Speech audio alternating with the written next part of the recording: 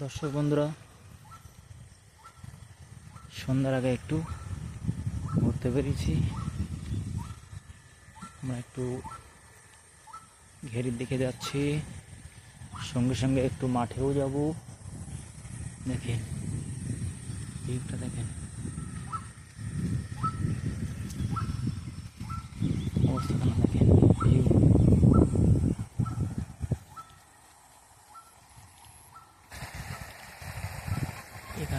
এখানে ঘানি মাছ চাষ করা হয়, ডিম ফেলা হয়। সেই ডিম ফুটে বাচ্চা তৈরি হয়। সেই বাচ্চা এখান থেকে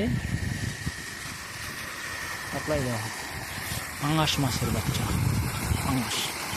দেখেন কত সুন্দর ভিউ, মাঠের দৃশ্য। সন্ধ্যার আগে একটু ঘুরতে আসলাম। আজকের ভিডিওটি এই পর্যন্ত। যদি ভালো লাগে একটা লাইক, কমেন্ট, শেয়ার